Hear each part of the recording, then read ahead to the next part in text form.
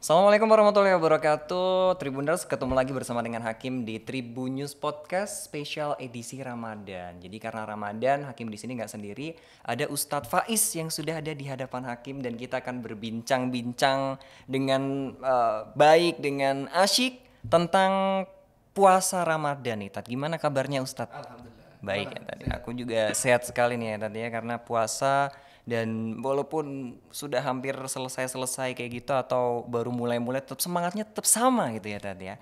Oke, jadi di sini Tribuners kita akan membahas soal amalan-amalan sunnah di bulan Ramadan. Karena kita tahu ya tadi ya kalau Ramadan tuh salah satu bulan suci yang ada di dalam agama Islam, di mana bulan itu penuh dengan amalan-amalan yang sangat banyak pahala yang didapatkan. Sekarang saya mau tanya sama Ustadz Faiz, kira-kira kalau untuk amalan-amalan sunnah, kalau kita wajib puasa gitu ya. Tapi kalau sunnah itu di bulan Ramadan apa aja Tat yang bisa kita lakukan? Baik, bismillahirrahmanirrahim. Alhamdulillah wassalatu wassalamu ala Rasulillah.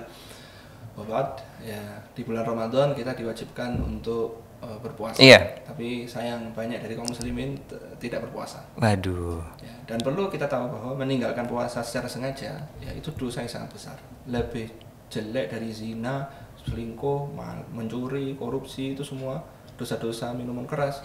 Meninggalkan puasa itu lebih jelek lagi. Juga meninggalkan sholat itu lebih jelek lagi. lebih jelek lagi. Maka kalau tadi kita tanya amalan apa yang kita lakukan di bulan Betul. puasa, yang pertama tentu yang wajib ya, Puasa gitu ya. Dan juga amalan wajib yang lain seperti Sholat. Iya. dan sebagainya. Kalau amalan sunnah ya ini banyak sekali yang bisa kita lakukan, tapi paling mencolok di dalam, bukan mencolok ya, paling populer di bulan Ramadan dari amalan itu adalah membaca Al-Quran. Membaca Al-Quran.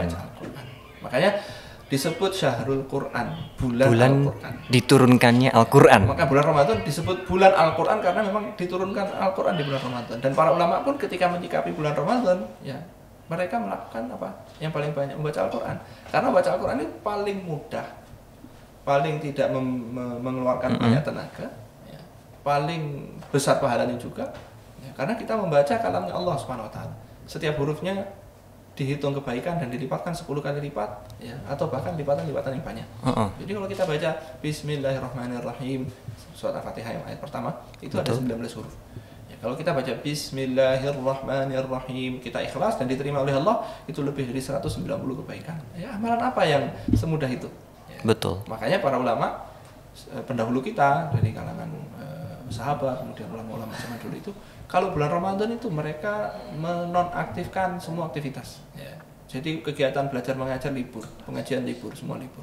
Kenapa? Karena muridnya juga ustadznya, ya, mereka berlomba-lomba memperbanyak bacaan Al-Quran. Ya. Jadi memperbanyak khatamnya. Iya. Ya. Sampai ada yang sehari khatam sekali. Masya Allah sekali gitu ya tadi. tadi. Khatam 2 kali. Makanya Imam Syafi'i rahimahullah diriwayatkan beliau mengkhatamkan sehari 2 kali. 2 kali. Ya, 2 kali. Ya, karena memang beliau hafal Al-Quran ya sejak kecil dengan kekuatan hafalan yang bagus. Ya, jadi 1 jam itu bisa 3 juz ya. Oke. Waktu masih mungkin, jadi 10 jam khatam sekali ya. Tapi kalau kita mungkin belum bisa.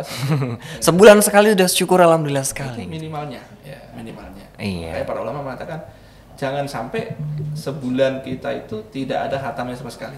Ya, tidak ada khatam sama sekali. Jadi minimal itu kita 1 hari 1 juz minimal.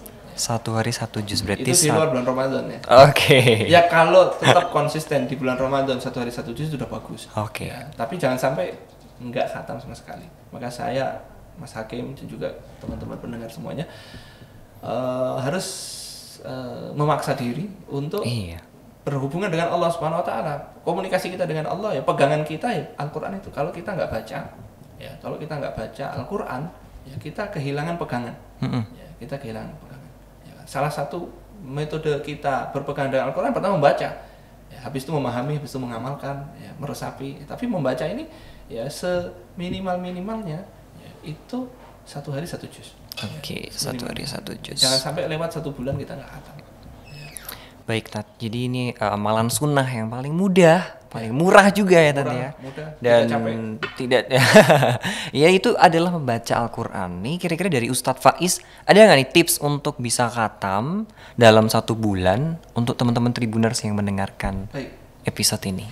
Kalau saya menggunakan patokan mushaf Timur Tengah ya, kalau mushaf Indonesia kan saya sejak berinteraksi dengan Al-Quran pertama kali memang tidak menggunakan itu. Standar mushaf Timur Tengah kalau saya bawa sekarang ya ini. Ini contohnya. Jadi, 1 juz yang mushaf seperti ini, ya, ini ada 20 halaman. 20 halaman. Ini 1 juz. Ini 5 juz. Oh, 5 juz. 5 juz. 1 juz itu terdiri dari 20 halaman. Ya. Kalau seorang membaca dengan lancar itu sekitar 20 menit ya, sampai 30 menit. Kalau membacanya tidak lancar itu sekitar 45 menit. Ya, kalau terbata-bata sekali itu sekitar 1 jam. Iya. Ya, 1 jam. Nah, kita ada 5 waktu sholat. Ya, kita ada 5 waktu sholat, itu bisa manfaatkan. Silakan bagi 1 juz itu di 5 waktu sholat ini. 1 juz di 5 waktu sholat dan itu dibagi-bagi halamannya? Halamannya. Ya, misalnya 20 halaman, kita baca 5 halaman di subuh, kemudian waktu zuhur kan kerja, ya nanti sebelum zuhur sebentar, ya setelah zuhur sebentar, nanti habis asar sebentar, ya insya Allah nggak bakal dimarahin sama bosnya kok. Ya, bosnya bakal seneng karena orang yang semakin dekat dengan Al-Quran, attitude-nya akan naik. Ya. Ya, etos kerjanya juga akan naik. Ya. 5 halaman itu paling ya 10 menit, ya 10 menit atau 15 menit. Jadi insya Allah tidak akan mengganggu waktu kerja. Ya, kalau maghrib mungkin susah. Karena buka. Kemudian persiapan mau tarawih. Nanti habis tarawih, ya, habis tarawih jadi dibaginya 4 ya berarti. Iya. Dibagi 4. Ya tergantung lah, masing-masing bisa membaginya. Ada yang nanti sebelum tidur, ada yang setelah tidur, ada yang ya, itu tergantung dengan kebiasaan. Tapi kembali lagi ke yang tadi, kita harus memaksa diri kita. Betul. Ya, harus memaksa diri kita. Kalau nggak kita paksa, nggak akan pernah kita nyentuh Al-Quran itu. Nggak akan merasakan khatam juga ya tadi. Oke, selain membaca Al-Quran nih, amalan sunnah yang paling mudah itu kan membaca Al-Quran di bulan puasa ya Tat ya. Kira-kira ada amalan sunnah yang lainnya Tat yang mungkin bisa? Berdoa. Doa di bulan Ramadan ini luar biasa. Seorang yang melakukan atau hidup di bulan Ramadan ini, dia akan pasti bangun sahur. Iya, pasti. Ya. Yang nggak pernah bangun sahur ya pasti Ramadan dia bela-belain paksakan gitu. Betul, memaksa kembali lagi. Tapi bisa kan? Bisa dong, harus deh. Ketika dia bangun sahur, ya dia pasti akan melalui waktu istimewa. Waktu sahur waktu istimewa, sepertiga malam terakhir. Doa itu mustajab. Allah itu Azza wa Jalla menawarkan siapa yang mau doa di sepertiga malam terakhir, Allah menawarkan siapa yang mau doa aku akan penuhi. Siapa yang mau minta ampun aku akan ampuni. Maka ketika bangun sahur, ya makan sahur, ya matikan dulu gadgetnya. Sampai adzan subuh. Ya, habis sahur sampai adzan subuh matikan gadgetnya. Apa yang kita lakukan? Doa. Ya. Doa, semua hajat kita sampaikan kepada Allah, pasti dikabulkan. Oke. Ini untuk yang habis sahur terus kita menjeda untuk berdoa, itu berdoa apakah ada tuntunan khususnya di waktu tertentu? Enggak ada, ya doa saja. Doa kita seperti biasa seperti itu. Biasa. Kita angkat tangan kita minta kepada Allah dengan hati yang betul-betul kita minta. Ya, kita puji Allah dulu, setelah memuji Allah bersalawat kepada Nabi, setelah bersalawat kepada Nabi, kita minta ampun dulu, ya Allah ampuni saya dosanya apa sebutkan. Habis itu baru minta hajat kita. Ya, pasti akan dikabulkan oleh Allah. Selama kita tidak makan haram, selama kita tidak menzalimi orang, mengambil hak orang, doa kita pasti dikabulkan. Oke, jadi kayak amalan sebenarnya ada banyak banget ya tadi di bulan puasa ini. Cuman yang paling mudah itu adalah satu membaca Al-Quran untuk Tribuners, dan juga yang kedua adalah berdoa. Berdoa tadi saya baru sebutkan di seperti Oh ya, ada lagi? Waktu berbuka, menjelang berbuka. Iya, ketika berbuka. Oh, ketika berbuka. Ketika berbuka ya, menjelang berbuka beberapa saat. Oke.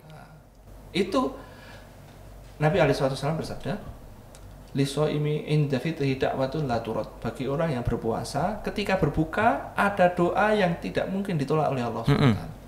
Makanya ketika kita buka, ya, sediakan waktu sebentar, sesaat sebelum berbuka, kita angkat tangan kita menghadap kiblat, berdoa, sama seperti tadi, memuji Allah, bersalawat kepada Nabi, kemudian mohon ampun dulu, baru kita minta hajat kita. Pasti dikasih oleh Allah. Ini kayaknya Hakim dan juga Tribuners semua harus mencatat ya. Selama Ramadan waktu mustajab ya tadi, bisa dibilangnya mustajab itu setelah sahur, menjelang subuh, dan menjelang berbuka sampai berbuka. Ya, ini bukan hanya di Ramadan. Oh ya, jadi di luar bulan Ramadan. Di luar juga bisa.